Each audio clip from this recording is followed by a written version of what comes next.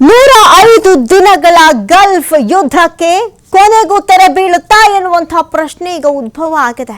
Iran ವಿರುದ್ಧ ಸೇನಾ ದಾಳಿಯನ್ನ ನಿಲ್ಲಿಸಿದೆ ಅಮೆರಿಕ. ಇರಾನ್ ಮೇಲೆ ದಾಳಿ ನಿಲ್ಲಿಸೋದಕ್ಕೆ ಡೊನಾಲ್ಡ್ ಟ್ರಂಪ್ ಸೂಚನೆಯನ್ನ ಕೊಟ್ಟಿದ್ದಾರೆ. ಇರಾನ್ ಜೊತೆ ಒಪ್ಪಂದ ಅಂತಿಮವಾಗಿದೆ. ಈ ವಾರಾಂತ್ಯದಲ್ಲಿ ಒಪ್ಪಂದಕ್ಕೆ ಯುರೋಪ್ನಲ್ಲಿ ಸಹಿ ಆಗುತ್ತೆ. ಮಧ್ಯಸ್ಥಿಕೆಯ ಎಲ್ಲಾ ರಾಷ್ಟ್ರಗಳು ಈ ಒಪ್ಪಂದವನ್ನ ಅನುಮೋದಿಸಿವೆ. ಜಲಸಂಧಿ ಶೀಘ್ರವೇ ಅಧಿಕೃತವಾಗಿ ತೆರೆಯಲಿದೆ. ಹೀಗಂತ ಟ್ರಂಪ್ ಹೇಳಿರೋದು ಭಾರಿ ಅಚ್ಚರಿಯನ್ನ ಮೂಡಿಸಿದೆ. ಹಾಗಾದ್ರೆ ಈ 105 ದಿನಗಳ ಅತಿದೊಡ್ಡ ಹೈಡ್ರಾಮಾ, ಅತಿದೊಡ್ಡ ವಾರ್, ಎಲ್ಲರಿಗೂ ಸಂಕಷ್ಟವನ್ನ ತಂದು ಒಡ್ಡಿದಂತಹ ಈ ಒಂದು ವಾರ್ ಅಂತ್ಯವಾಗಲಿದೆಯಾ? ಹಾಗಾದ್ರೆ ನೋಡಿ, ಮಧ್ಯಸ್ಥಿಕೆ ವಹಿಸಿದಂತಹ ಎಲ್ಲಾ ರಾಷ್ಟ್ರಗಳು ಒಪ್ಪಂದಕ್ಕೆ ಅನುಮೋದಿಸಿವೆ ಅಂತ ಹೇಳ್ತಾ ಇದ್ದಾರೆ ಟ್ರಂಪ್. ಹಾಗಾಗಿ ಇದನ್ನೆಲ್ಲ ನಿಲ್ಸೋಣ ಅಂತ ನೋಡಿ. ಇರಾನ್ ಅಮೆರಿಕದ ನಡುವೆ ನಡೀತಾ ಇದ್ದಂತಹ ಸಂಘರ್ಷ ಮತ್ತೆ ಕಂಟಿನ್ಯೂ ಆಯಿತು. ಕದನ ವಿರಾಮದ ನಡುವೆಯೂ ಇರಾನ್ ಮತ್ತು ಅಮೆರಿಕ ನಡುವಿನ ದಾಳಿ ಪ್ರತಿ ದಾಳಿ 2ನೇ ದಿನವಾದ ನಿನ್ನೆಯೂ ಮುಂದುವರಿಯಿತು. ಸಂಧಾನ ಮಾತುಕತೆ ನಿಂತಲೇ ನಿಂತಿದ್ರಿಂದ ಅಸಮಾಧಾನಗೊಂಡಿದ್ರು ಅಮೆರಿಕ ಅಧ್ಯಕ್ಷ ಟ್ರಂಪ್. ನಿನ್ನೆಯಷ್ಟೇ ಇರಾನ್ ಮೇಲೆ ದಾಳಿಯ ಮುನ್ಸೂಚನೆ ನೀಡಿದ್ರು. ಇದರ ಬೆನ್ನಲ್ಲೇ ಅಮೆರಿಕ ಸೇನೆ ಇರಾನ್ನ ಹಲವು ನಗರಗಳ ಮೇಲೆ ಬಾಂಬ್ ದಾಳಿಯನ್ನ ಕೂಡ ಮಾಡಿತ್ತು.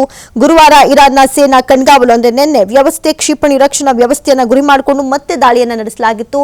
ಆದರೆ ಈ ಎಲ್ಲಾ ಬೆಳವಣಿಗೆಗಳ ನಂತರ ಈಗ 105 ದಿನಗಳ ಗಲ್ಫ್ ಯುದ್ಧಕ್ಕೆ ಕೊನೆಗೂ ಅಂತಿಮ ಕ್ಷಣ ಬಂದು ಒದಗಿದ್ಯಾ ಅನ್ನುವಂಥ ಪ್ರಶ್ನೆ ಉದ್ಭವಿಸಿದೆ. ಯಾಕಂತ ಹೇಳಿದ್ರೆ ಡೊನಾಲ್ಡ್ ಟ್ರಂಪೇ ಈ ಬಗ್ಗೆ ಸ್ಪಷ್ಟನೆ ಕೊಡೋದಕ್ಕೆ ಮುಂದಾಗ್ಬಿಟ್ಟಿದ್ದಾರೆ.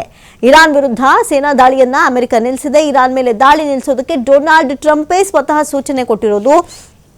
ಕೊನೆಗೂ ಈ ರಗಳೆ ಮುಗೀತಾ ಅನ್ನುವಂಥ ಪ್ರಶ್ನೆಯನ್ನು ತಂದೊಡ್ಕೊಟ್ಟಿದೆ. ಸದ್ಯ ಮುಗಿಲಿ ಅಂತ ಹಲವಾರು ಜನ ಕಾದು ಕುಳಿತಿದ್ದಾರೆ.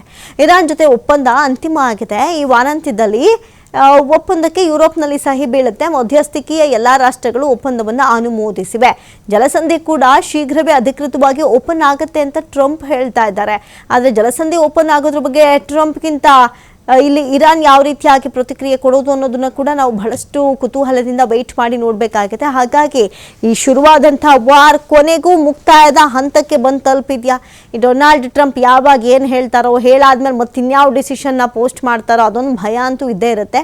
ಹಾಗಾಗಿ ಸದ್ಯಕ್ಕೆ ಅಂತಿಮ ತೆರೆ ಬೀಳುವಂಥ ಸಾಧ್ಯತೆಗಳು ಕೂಡ ಇದೆ. ನೋಡಿ, ಒಂದು ಕಡೆ ಅಮೆರಿಕ ದಾಳಿಗೆ ಹಡಗಿನಲ್ಲಿದ್ದ 3 ಭಾರತೀಯ ನಾವಿಕರು ಕೂಡ ನಿನ್ನೆ ಬಲಿಯಾದರು. ಬಹಳಷ್ಟು ದುರಂತದ ಜೊತೆಗೆ ಭಾರಿನೇ ಇಂಥ ಸುದ್ದಿಗಳನ್ನು ನೋಡಿದಾಗ ಬೇಜಾರಾಗುತ್ತೆ.